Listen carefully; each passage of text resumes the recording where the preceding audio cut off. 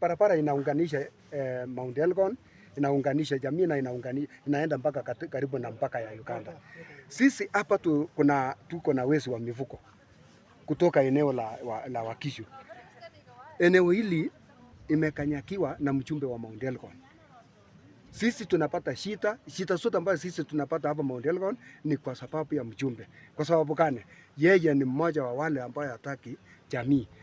Yeye ndiye hataki jamii ya Okiek.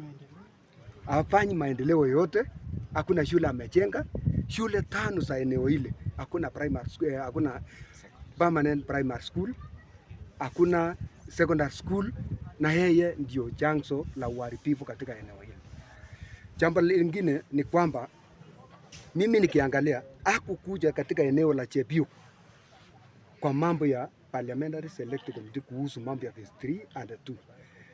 Ni kwamba alitanganya watu, yeye alikuja tu kupiga jamii ya Okiek, kupiga vita jamii ya Okiek, kwa sababu akili yake ilikuwa ni sublocation za eneo hili, na sublocation za eneo hili imetusaidia sisi, inaandika vijana, inaleta kazi kwa karibu na wananchi.